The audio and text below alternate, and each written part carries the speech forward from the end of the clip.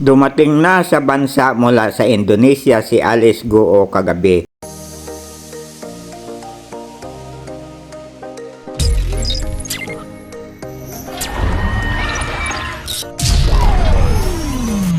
Sinalubong siya ng nagpipiestahang mga media tulad ng UNTV News, Rappler, Philippine Daily Inquirer. Daig pa ang pangkaraniwang celebrity.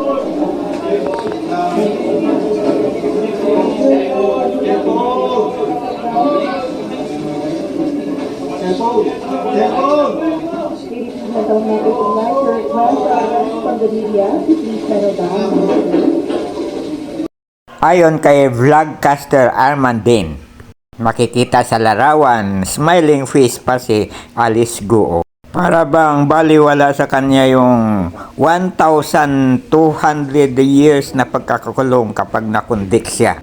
Siguro ay may hawak pa siyang alas. Maraming naghihinala na kung nagsalita siya ng totoo ay baka mapagaan ang kanyang kaso. Dahil ang mga pangyayari na kinasasangkutan niya ay hindi mangyayari kung wala sa isang tao na tinuturing na the greatest. Please don't forget to follow my Facebook page, comment, like, and share, and subscribe to my YouTube channel, Stories of Uncle Paeng.